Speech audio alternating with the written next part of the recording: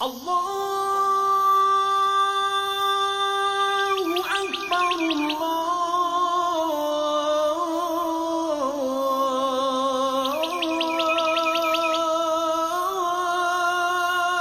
Akbar.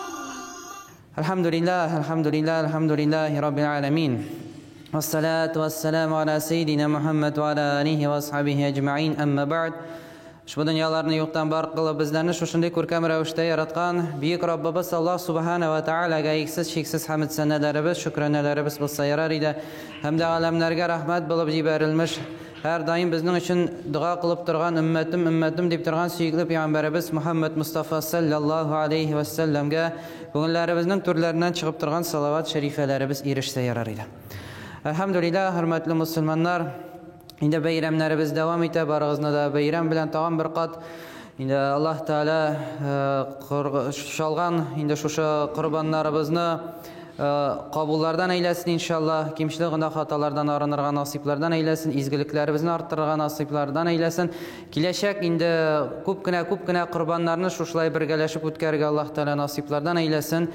Endi hamda Firdavs jannatlarida da shulay Alloh taolo hammamizga erishirgan nasib va muyassar eylesin. Hurmatli din qarindoshlarim, hurmatli musulmonlar, Alloh subhanahu va taolo Muhammad sallallohu alayhi va sallam surasida 7-oyatida bizga aytadi: "Ya ayyuhallazina amanu." Ey iymon etganlar. Hatırlaysanız men har vaqt aytam, bu oyat boshlanganda alik sahobalar ne deganlar? Ya ayyuhallazina amanu boshlana ekan oyatlar, endi quloqlaringizni turg'izing'iz deganni aytaydi sahobalar. Shunga ko'ra bunda da demak ki har bir oyat muhimdir, ammo endi albatta bunda da muhim masala haqida so'z borashaq. Ya ayyuhallazina amanu in tansurulloh. Ey iymon etganlar, agar da siz Alloh taolaga yordam etsangiz, yansurkum. Alloh taolo da sizga yordam etar. Va yuthabbit aqdamakum. Hamda Alloh taolo sizning oyoqlaringizni sabit qilar. Ya'ni sabit degan so'z niqli qilar. Oyoqlaringizni dinda niqli qilar, ya'ni oyoqlaringiz toymas deganni anglatadi. Hatırlasangiz biz bir jumg'ada buning haqida so'ylashgan edik, oyoq toyu haqida dindagi. Hamda aytdik, ma'naviy yoqdan toygan kishi jahannamga tushur dedik.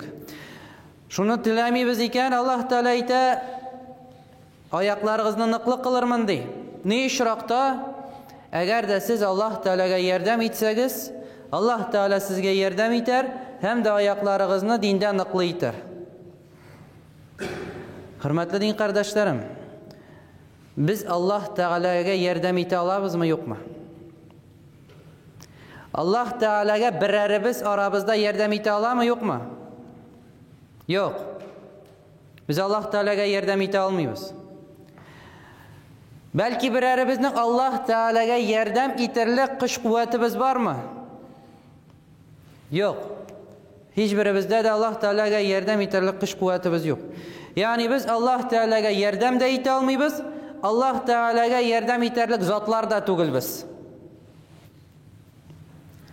Allah Teala Qur'onda aytadi: "Va xuliqal insanu da'ifa." Biz kishilarni kimchilikli etib yaratdik, zaif etib yaratdik kishilarni. Zaif bo'la turib, nishig Alloh taolaga yordam etamiz. Ay arabizda teginlarga, minglarga sen yordam eta olasan, ammo Alloh taolaga yordam eta olmaysan. Ammo Alloh taolo Qur'oni Karimda aytadi, Alloh taolaga yordam etsangiz, Alloh taolo sizga yordam etadi. Buni nishig anglarga kerak? Bunda boshni ishlatirga kerak, hurmatli din qardoshlar. Boshni har vaqt ishlatirga kerak. Biz tikmaga şu gavdalarimizni yurtmaymiz, tikmaga da gavdamizning üstümüzde boshimiz turmay. Jilkalarimizda boshimizni motorlik ishingina yurtmaymiz, hurmatli din qardoshlarim. Şu boshni ishlatirga kerak. Har birimiz aqlni qabizirga tegish. Alloh taolaga yordam eta olmaymiz. Alloh taolo Qur'oni Karimda o'zi aytadi: "Va man nasru illa min indillah." Ve men nasru yoktur yordam illa magar Allah qarşındagina, Allah'ına yordam eta Allah. Biz demek ki Allah Teala'ga yordam eta olmaymiz. Allah Teala o'zi Qur'oni Karimda aytadi: "Va men nasru illa min indillah." Yordam Alloh Teala'dangina. Yana nishik bu oyatni xavanglarga? Demek ki biz Allah Teala'ga yardım ite almayız, Allah Teala bizge yardım ite ala. Biz ne için Allah Teala'ga yardım ite almayız? Çünkü Allah Teala muhtaç değil bizden yardımımız bizge. Biz ise Allah Teala'nın yardımına muhtaç. Muhtaç bula turgan zat, nişik muhtaçlığı bulmagan zatqa yardım ite alsın.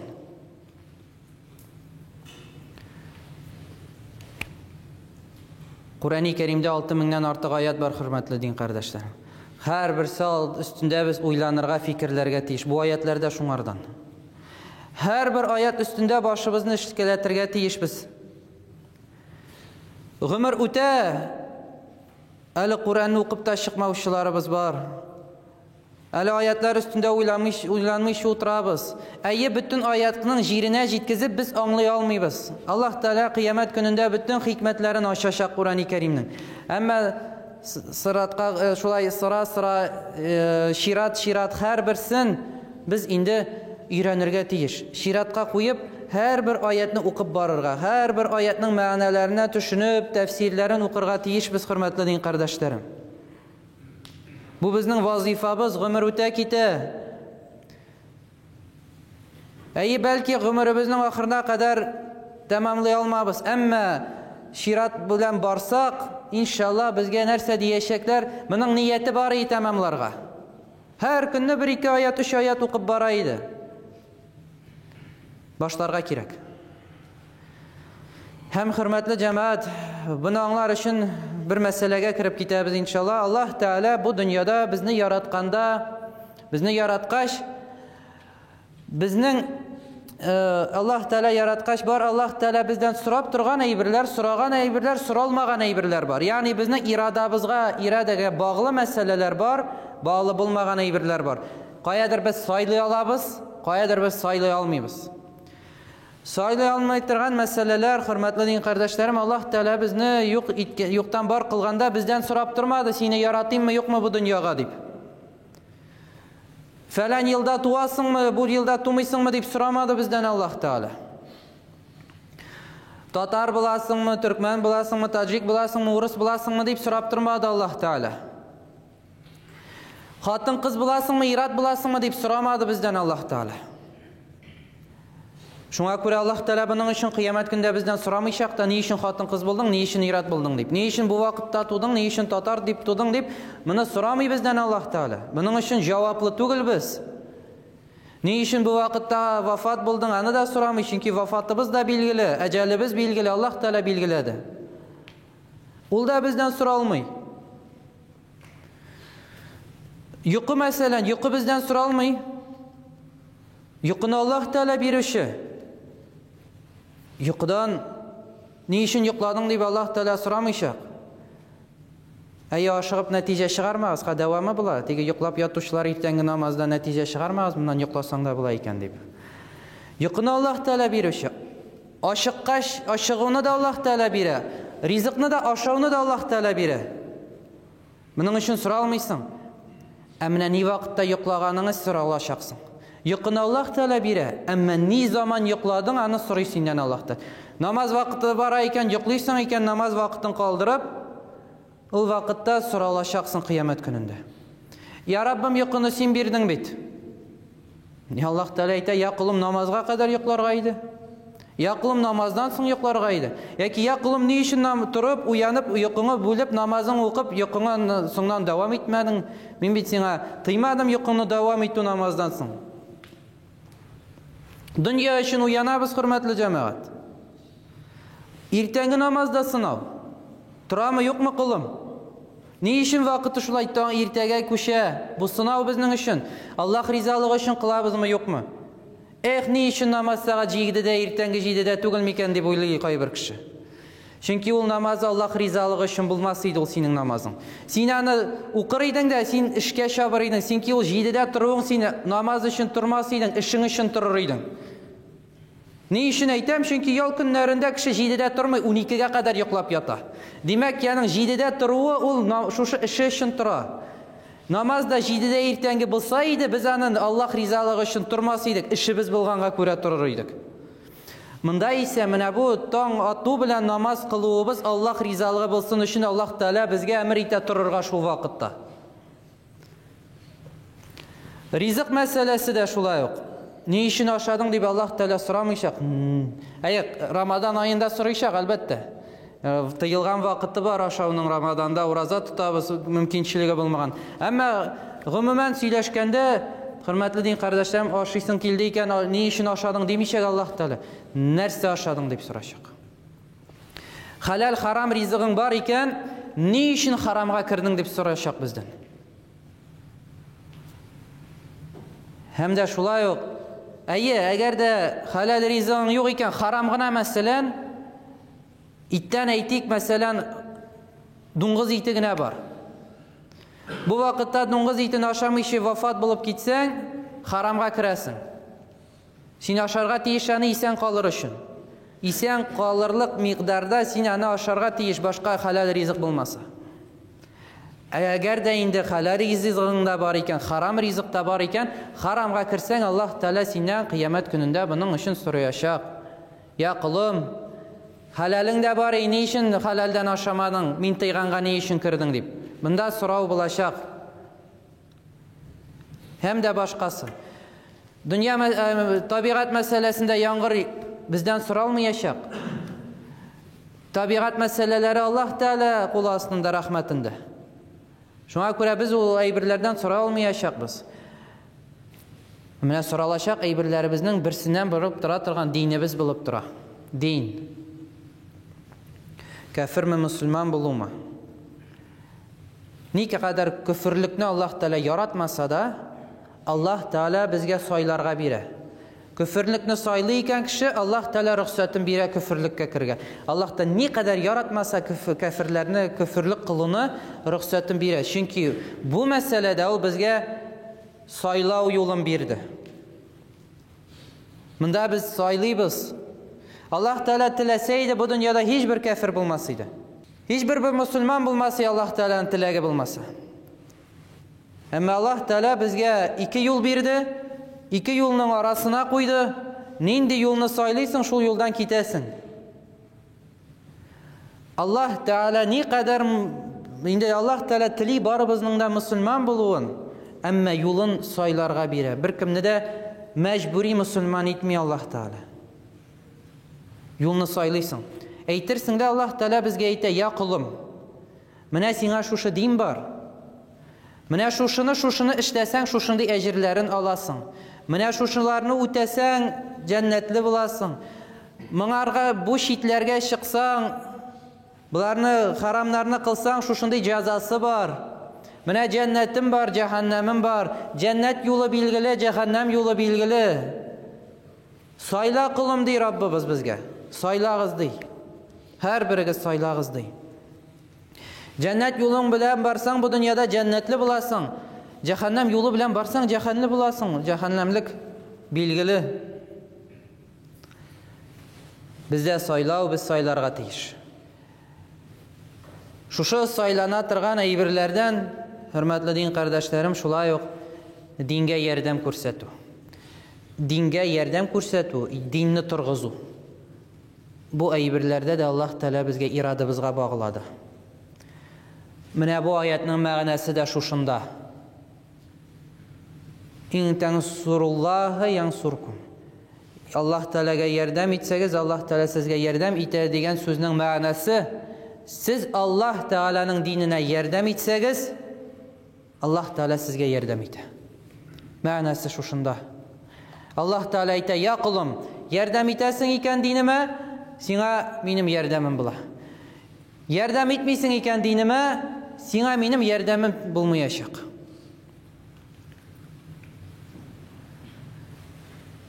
Мөхтаҗмы дин Аллаһтан ярдәменә без? Мөхтаҗ. Шуңа ябышыйк шушы юлга. Икенче сорау. Дин бәлки дин безнең ярдәмебезгә мөхтаҗмы, юкмы? Юк.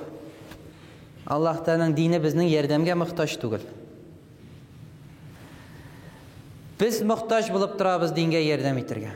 Yani bu ayetning ma'nasi basuni birinchi ülüşüne tugul ahirina yasarga kerak. Allah Teala bunda bizga aytmay yordam etigiz endi dinime ishmasam akşa ötülermin yordam etermin etigiz endi yordam kerak dinime deb aytmay bizga. Allah Teala bizga aytdi sizga bit yordam kerak şulay bit. Şunap da hurmatli janat Allah'tan yordami bo'lmasa yo'qqa chiqamiz baribizda. Sizga bit menim yordamim kerak. Menim kanunim bor bu dunyoda deydi. Menim qoidam bor deydi Alloh taolo. Mana agar menim yordamim sizga kerak ekan, dinime yordam etingiz. Alloh taolo bizga talab etadi dinga yordam eterga, din muhtoj bo'lganga tugul, biz muhtoj bo'lganga Alloh taolaning yordamine. Alloh taolaning qonuni, qoidasi bu dunyoda dinga yordam etgandan so'ng Alloh taolaning yordami bizga bo'ladi. Allohdan yordami nindi tiya bizga? Bu dunyoda albatta yordamlari, qabr g'azoblari bor, yordam Allohdan yordami kerak. Mahshar maydonlarimiz qarshimizda so'rovlarimiz bor, sirat ko'pirlari bor. Hurmatli jamoat, Alloh taolaning yordami bizga bek ko'p kerak. Aytamiz, Allohdan yordami bo'lmasa yo'qqa chiqamiz, yo'qqa chiqamiz. Shunga ko'ra biz muhtoj bo'lganga ko'ra Alloh taolo bizga ayta yordam etingiz dinime o vaqtda sizga yordam etam deb. Ne kadar yordam etirga bildirgan qadar. Yani her qul bularak ne kadar yordam ko'rsata olasың şuşu dinga, şul qadar yordam et şuşu dinga. Kushing bo'lgancha aytirga mumkinsiz. Qaybirlar men bit hazrat tugul nishik yordam etim endi. Alloh taolo bit aytmay oyatda, ey hazratlar dinga yordam etingiz deb aytmay. Ya ayyuhallazina amanu de. Ya hazrat menim bit boylig'im yo'q yordam etirga. Alloh taolo aytmay oyatda, ya boylar yordam etingiz dinga deb. Ya hazrat men qortaydim bit endi menim nindi foydam bo'lsin endi deb. Alloh taolo aytmay oyatda, ya yoshlar yordam etingiz dinga deb. Kimning yordami talab etiladi bunda? Ya ayyuhallazina amanu. Iymon etganlar. Alhamdulillah bunda baribizda iymon etganlar o'tiramiz. Demek ki her birimizden talab etiladi. Ne için talab etiladi deyim? Bilam her birimizga Alloh taolaning yordami kerak. Demek ki Allohdan yordami bizga bo'lsin deb, demek ki her birimizden talab etiladi shu dinga yordam etu. Bildirgan qadar. Ne kadar bildirasың? Nindi yoqdan bildira olasың şuldan?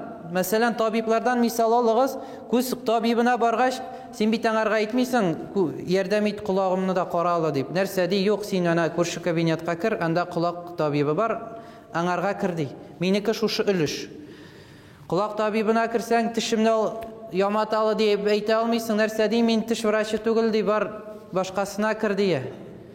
Shunga ko'ra dinimizda da har birimiz bir yordam ko'rsata olmaymiz. Her birimiz nindidir yordam ko'rsata olamiz. Nindi yoqdandir.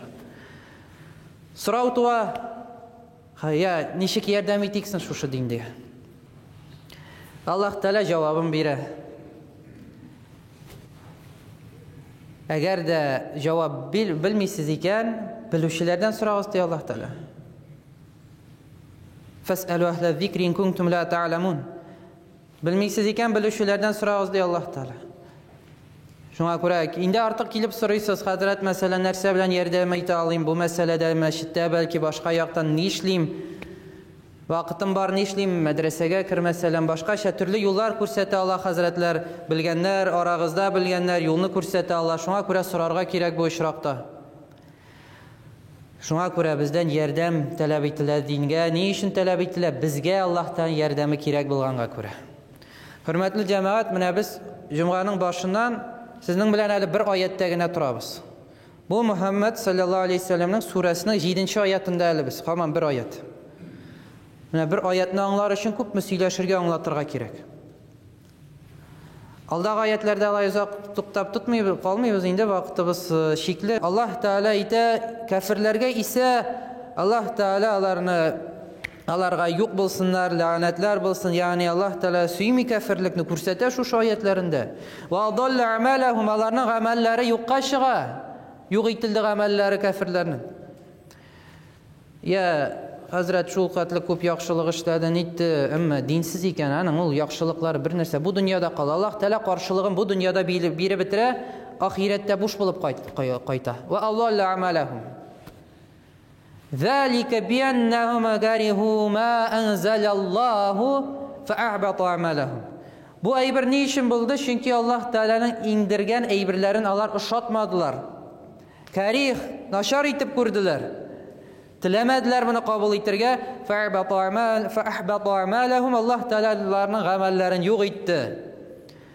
Афалам ясиру фил арди фаянзуру. Афалам ясиру фил арди. Әгәр дә алар җирдә йөрмиләрме? Фаянзуру кайфа кана акибатул лазина мин каблихим. Алар җирдә йөреп кафирләргә хакында әйтә. Кафирләр җирдә йөреп күрмиләрме соң элекеге булган кавымнарның булган хәлләрен ни булды алар белән? Самуд кавымы, Ад кавымы, Лут алейһиссаламның кавымы ничек алар юк ителде? Куръанда языла, хөрмәтле җәмәгать. Ан Куръанны укырга кирәк моны аңлар өчен. Пәйгамбәрләрнең тарихын укырга кирәк. Фиръаун ни булды? Харун ни булды? Намрут ни булды? Һәм башкалары.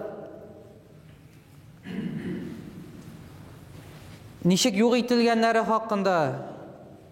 Пәйгамбәрләр нинди сынаулар күрделәр.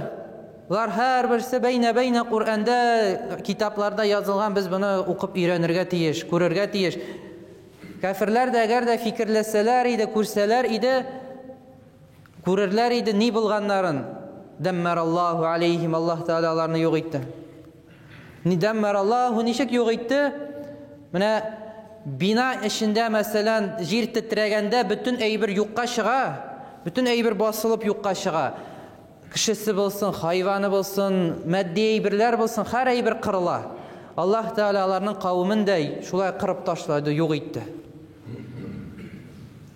Валил кафирина амсалуха. Кафирләргә, хәзер яшәүче кафирләргә дә шул ук булачак ди Аллаһ Тәгалә.